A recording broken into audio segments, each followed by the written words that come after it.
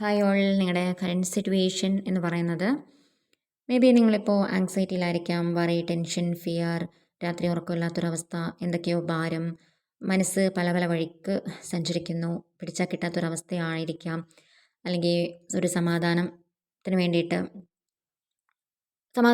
നന്നായിട്ട് ശ്രമിക്കുന്നുണ്ടാവും. പക്ഷേ അത് എത്ര ശ്രമിച്ചിട്ടും കിട്ടാത്തൊരവസ്ഥയായിരിക്കാം, അല്ലെങ്കിൽ ഓക്കെ ആവുന്നു പിന്നെയും താഴോട്ട് പോകുന്നൊരവസ്ഥയായിരിക്കാം. സോ നെക്സ്റ്റ് നിങ്ങളുടെ ഒബ്സ്റ്റക്കിൾ എന്ന് പറയുന്നത്, അതായത് നിങ്ങൾ പല കാര്യങ്ങളും നിങ്ങളിപ്പോഴും ഇല്യൂഷനിലാണ് ഇരിക്കുന്നത്. പല കൺഫ്യൂഷൻസും നിങ്ങൾക്ക് ഉണ്ടാവാം.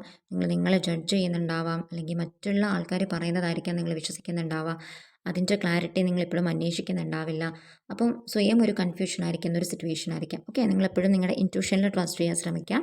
അപ്പോൾ ഈ ഒരു സിറ്റുവേഷൻ കാരണം, സ്വയം ജഡ്ജ് ചെയ്യുന്നത് കാരണം നിങ്ങളിൽ നിന്ന് ഓടി ഒളിക്കുന്ന ഒരു സിറ്റുവേഷൻ ആയിരിക്കാം. പല കാര്യങ്ങളിൽ നിന്ന് എസ്കേപ്പ് ആവാൻ ശ്രമിക്കുന്നു, വിഡ്രോ ചെയ്യാൻ.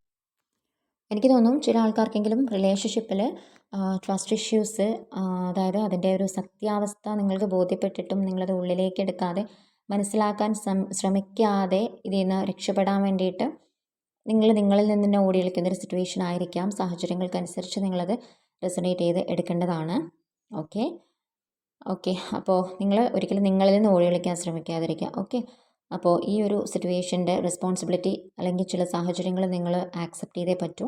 അപ്പോൾ വിഡ്രോ ചെയ്യാതിരിക്കുക, ഒളിക്കാതിരിക്കുക. ചില ആൾക്കാർക്ക് എനർജി വേരിയേഷൻ കാരണമുണ്ടാകുന്ന പ്രശ്നങ്ങൾ, ബുദ്ധിമുട്ടുകൾ കാരണമായിരിക്കാം അവർ പല കാര്യങ്ങളിൽ നിന്നും നിങ്ങൾ ഒളിക്കാൻ, അല്ലെങ്കിൽ ചില സിറ്റുവേഷൻസ് ഒഴിവാക്കി കഴിഞ്ഞാൽ നിങ്ങൾക്ക് രക്ഷപ്പെടാം എന്നൊരു ചിന്ത ഉണ്ടാവാം. ഓക്കെ, പക്ഷേ മനസ്സിലാക്കുക, ഈ ഒരു സിറ്റുവേഷനിൽ നിങ്ങൾക്ക് ആങ്സൈറ്റി, ടെൻഷൻ, പ്രശ്നങ്ങളൊന്നുമല്ല ആവശ്യം.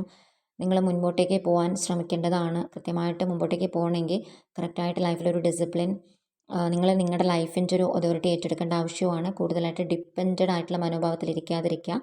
പല കാര്യങ്ങൾക്കും ക്ലാരിറ്റി, അത് പേടിച്ച് മാറി നിൽക്കാതെ, നിങ്ങൾക്ക് ചില കാര്യങ്ങളുടെ ക്ലാരിറ്റി വേണമെന്നുണ്ടെങ്കിൽ കൃത്യമായിട്ടത് ചോദിച്ച് മനസ്സിലാക്കാൻ ശ്രമിക്കുക, അന്വേഷിക്കുക, കണ്ടെത്തുക, കൃത്യമായിട്ടൊരു ഡയറക്ഷൻ എടുക്കുക ലൈഫിൽ. സ്വന്തം ലൈഫ് മുമ്പോട്ട് കൊണ്ടുപോകണമെങ്കിൽ സ്വന്തമായിട്ടൊരു കോൺഫിഡൻസ് നിങ്ങൾക്ക് വേണം, ഒരു സെൽഫ് വാല്യൂ ഉണ്ടാക്കിയെടുക്കേണ്ടത് ആവശ്യമാണ്. സോ കാര്യങ്ങളുടെ കൺട്രോൾ ഏറ്റെടുക്കാൻ ശ്രമിക്കുക, കൃത്യമായിട്ടുള്ള ഡിസിഷൻസ് എടുക്കാൻ ശ്രമിക്കുക. നിങ്ങളെ സ്പിരിച്വലി ഹെൽപ്പ് ചെയ്യാൻ, അല്ലെങ്കിൽ പല കാര്യങ്ങളും ഹെൽപ്പ് ചെയ്യാൻ പാകത്തിന് ഒരുപാട് എക്സ്പീരിയൻസ് ഉള്ള, അല്ലെങ്കിൽ ഒരുപാട് മെച്ചുറായിട്ടുള്ള ആൾക്കാർ നിങ്ങളുടെ ലൈഫിൽ ചിലപ്പോൾ ചില കാര്യങ്ങൾ നിങ്ങളടുത്ത് പറയുന്നുണ്ടാവും, എന്നിട്ട് നിങ്ങൾക്കത് ബോധ്യം വരുന്നുണ്ടാവില്ല. ഇല്ലാന്നുണ്ടെങ്കിൽ അത്തരത്തിലുള്ള ആൾക്കാരോട് നിങ്ങൾ കണക്ട് ചെയ്യാൻ ശ്രമിക്കുക, ഉപദേശങ്ങൾ തേടാൻ ശ്രമിക്കുക. തീർച്ചയായിട്ടും നിങ്ങൾക്ക് മുൻപോട്ട് പോകാൻ ശ്രമിക്കും. ഇനി അത്തരത്തിലുള്ള ആൾക്കാർ നിങ്ങൾക്ക് അവൈലബിൾ അല്ല എന്നുണ്ടെങ്കിൽ കംപ്ലീറ്റ്ലി യൂണിവേഴ്സിന് സറണ്ടർ ചെയ്തിട്ട് ഇതിനൊരു തീരുമാനം എടുക്കാൻ വേണ്ടിയിട്ട്, അല്ലെങ്കിൽ തീരുമാനം ഉണ്ടാക്കി തരാൻ വേണ്ടിയിട്ട് ചോദിക്കുക. ഉത്തരം തീർച്ചയായിട്ടും ലഭിക്കുന്നതാണ്. Okay, thank you.